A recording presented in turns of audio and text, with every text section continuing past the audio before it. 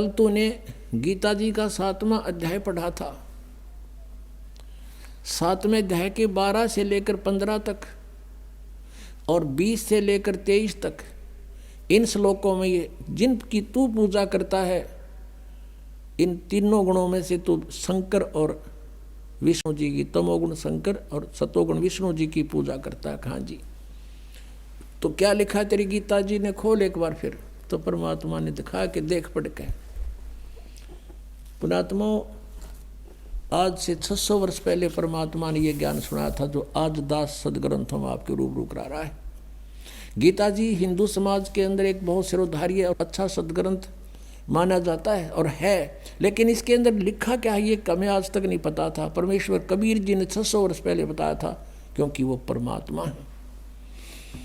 अब देखिएगा श्रीमद् भगवत गीता, गीता प्रेस गोरखपुर से प्रकाशित है। जयदयाल गोविंद का इसके अनुवादक है। ये अध्याय 7 है श्रीमद् भगवत गीता, या 12 नंबर श्लोक देखें। इसमें लिखा है, और भी जो सतोगुण से उत्पन्न होने वाले भाव हैं और जो रजोगुण तथा तमोगुण से होने वाले भाव हैं, उन सब को तो मुझसे ही होने वाले हैं ऐसा जान, परंतु वास्तव में मैं और वे मुझ में नहीं है। अब रजगुण सतगुण तमगुण ये क्या है, ये थोड़ा सा कंसेप्ट क्लियर करना पड़ेगा। रजगुण ब्रह्मा जी, सतगुण विष्णु जी, तमगुण शिव जी। देखिएगा मार्कंडेय पुराण, यहाँ से प्रारंभ करते हैं। गीता प्रेस गोरखपुर से प्रकाशित है।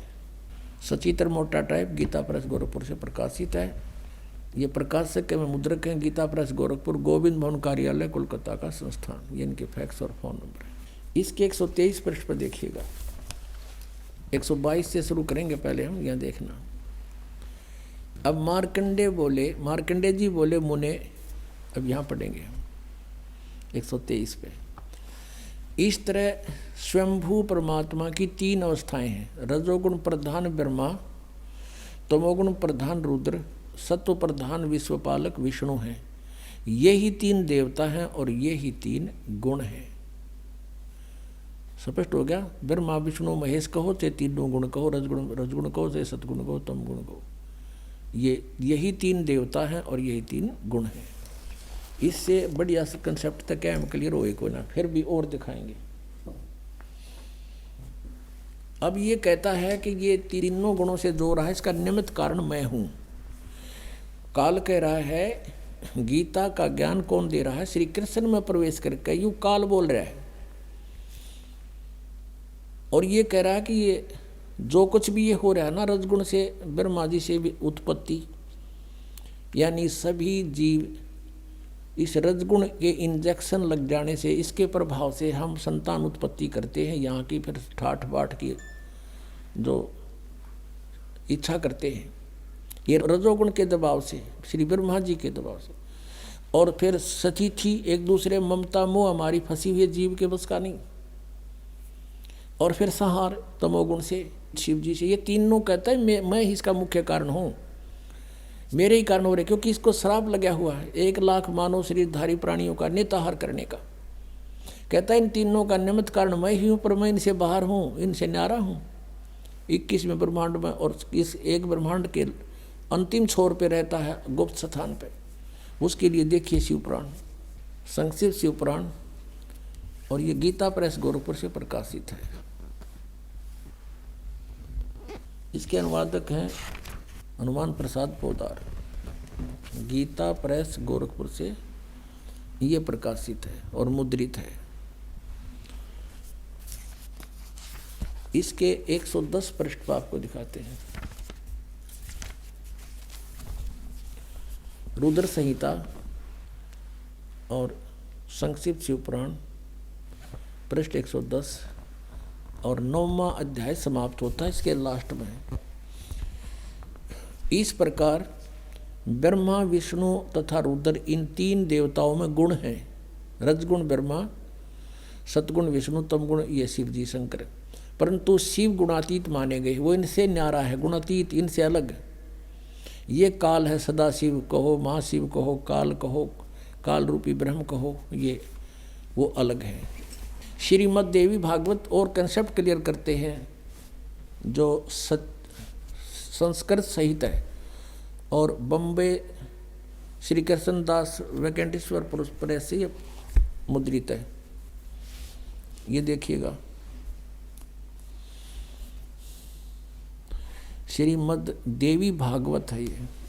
अथ श्रीमद् देवी भागवत सभाष्टीकम सैमात्यम, खेमरा श्री कृष्ण दास प्रकाशन, बम्बई 4, यहाँ से ये प्रकाश। इसमें संस्कृत भी साथ है। इसका हम तीसरा स्कंद देखते हैं। अथ श्रीमद् देवी भागवते भाषा टीका युक्ते तृतीय स्कंद प्रारंभते।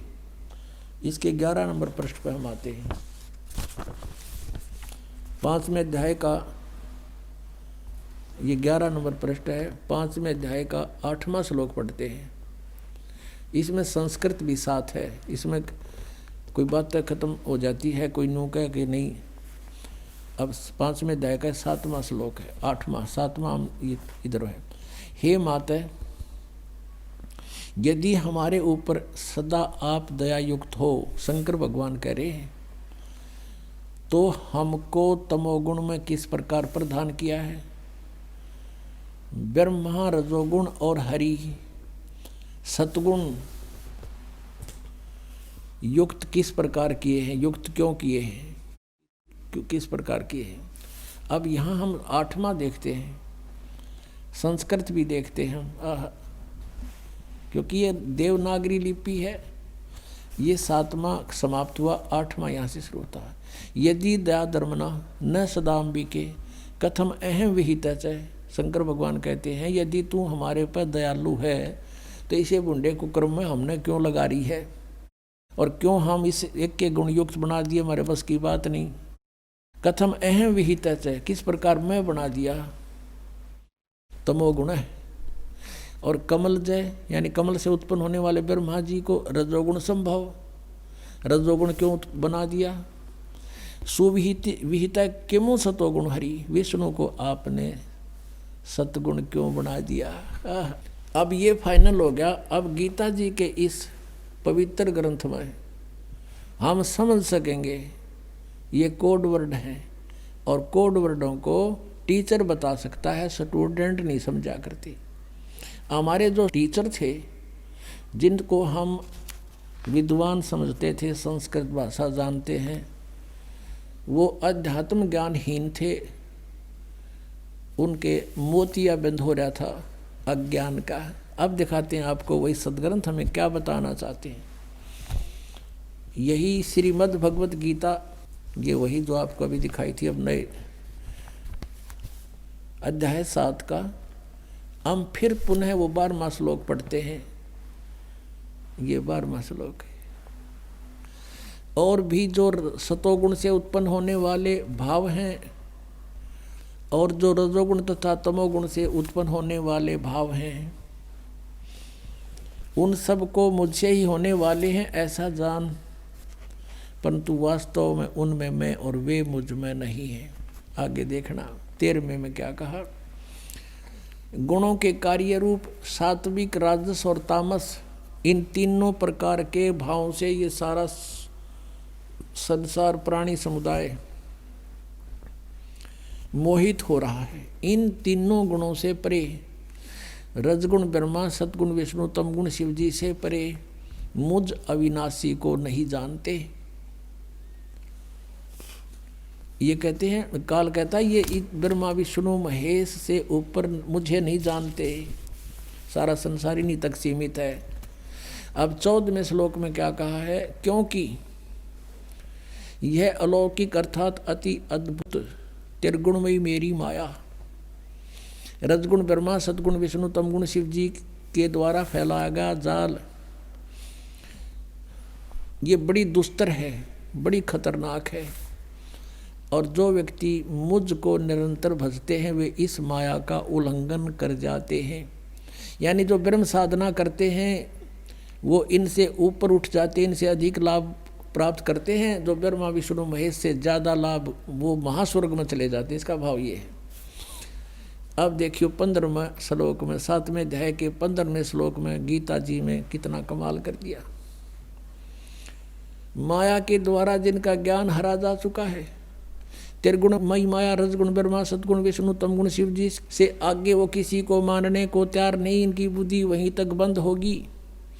इनके द्वारा जिनका ज्ञान हरा जा चुका है, रजगुण ब्रह्मा, सतगुण विष्णु, तमगुण शिव जी द्वारा, माया द्वारा, और इनसे आगे किसी की भक्ति नहीं करते, उसके विषय में कहा कि असुर स्वभाव को धारण किए हुए, मनुष्यों में नीच, नराधमा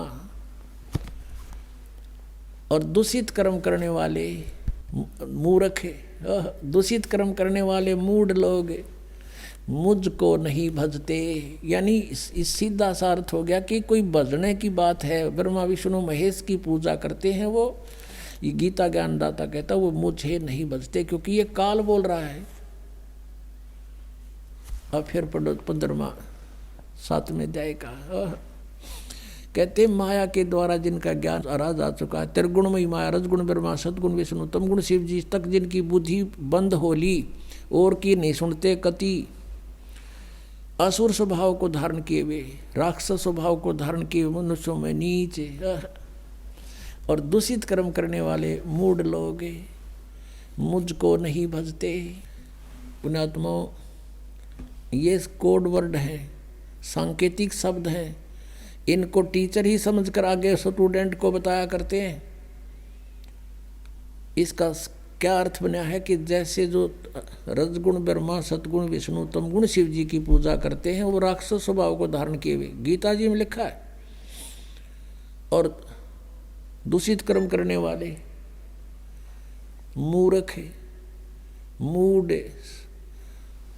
राक्षस स्वभाव को धारण किए हुए, मनुष्यों में नीच, मनुष्यों में नीच और दूषित कर्म करने वाले मूर्ख।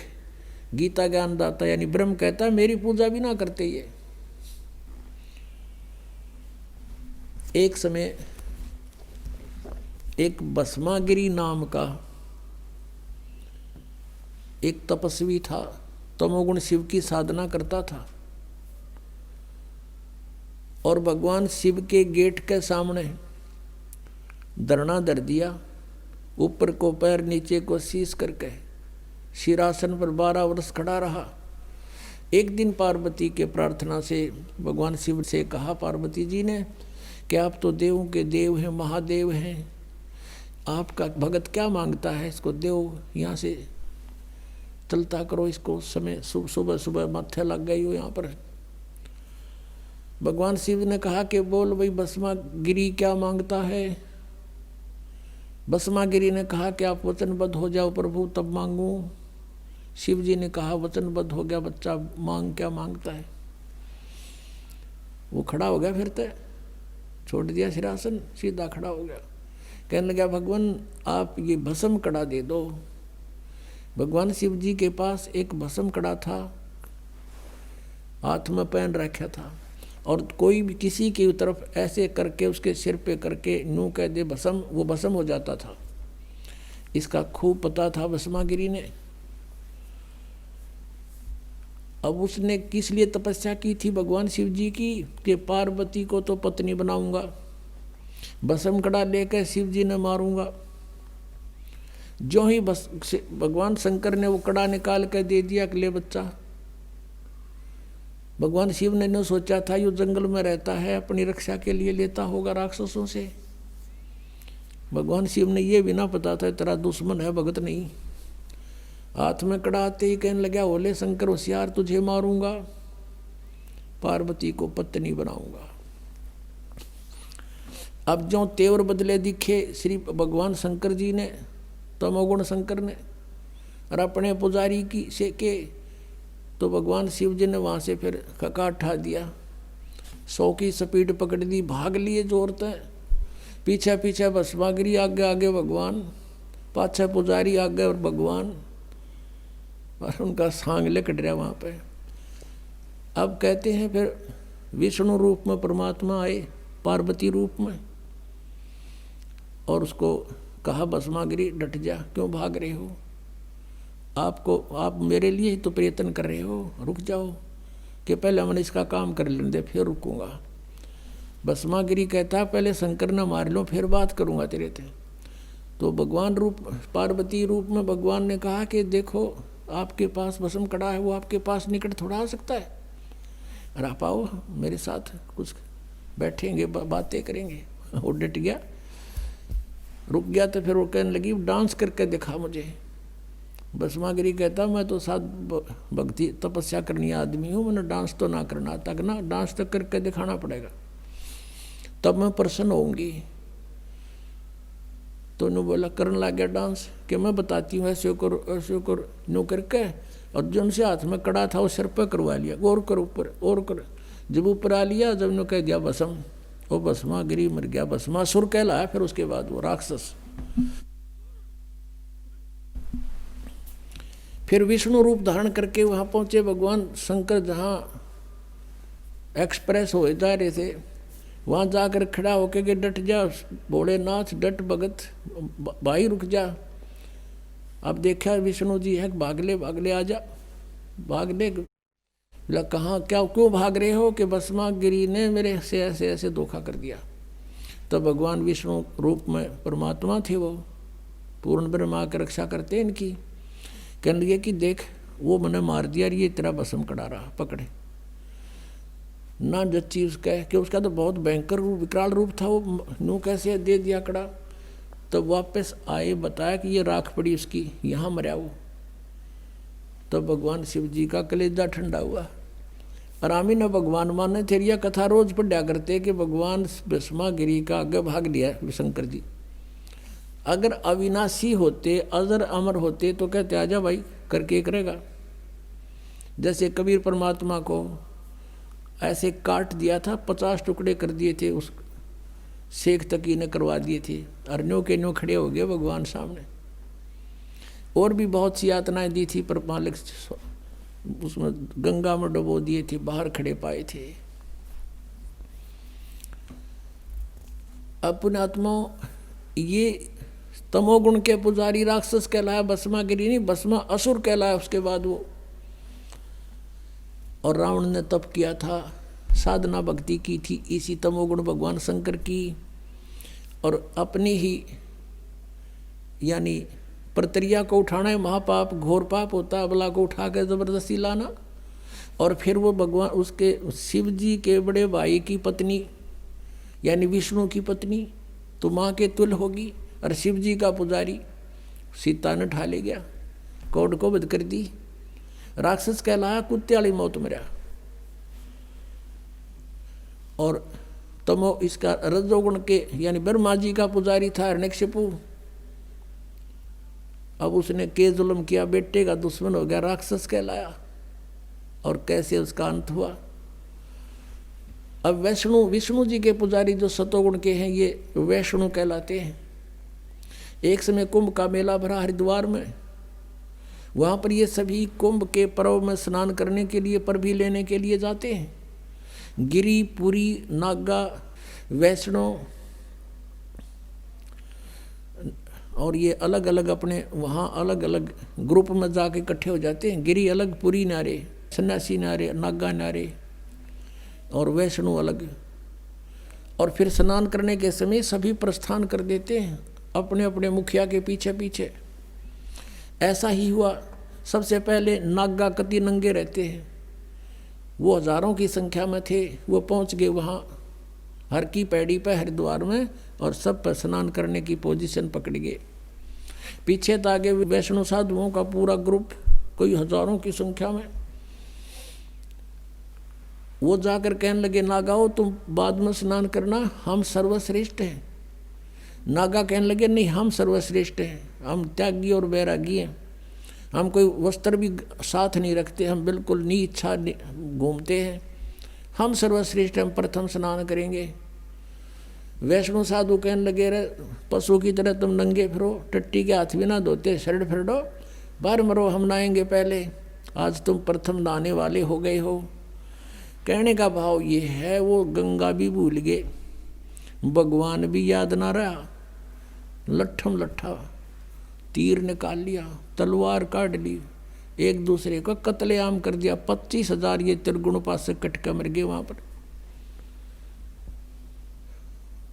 तो ये कर्म किसके हैं? राक्षस स्वभाव को धारण किए मनुष्यों में नीच दूषित कर्म करने वाले मूर्ख। गंगा का पानी मैला होता, 2 मिनट पाछे नहा लो भाई, कोई बात ना, हम ये बैठे यहाँ पर। एक आम आदमी से गिरा करैक्टर इन लोगों का व्यवहार। अगर आप गंगा कहीं स्नान करने गए भी हो, कभी डले डोहा थे जब हम भी जाया करते, कोई आकर कहता भाई मैं भी नहा लो, कहा जा, उसको स्थान देते थे, कहा जो आप भी नहा लो। आम व्यक्ति का व्यवहार अच्छा, इनको महात्मा कहें हम, और इनसे जाकर दीक्षा लें, इनसे मोक्ष माने। इसके विषय में परमेश्वर ने सूक्ष्म वेद में कहा है, तीर तुपक तलवार कटारी जम धड़ जोर बधावे हैं, और हर पैड़ी हर हेथ ना जाण्या वहाँ जा तेग चलावे, और काटे शीस नहीं दल करुणा ये जग में साध को आवे हैं, और जो जन इनके दर्शन को जावे उनको भी नरक पठावे।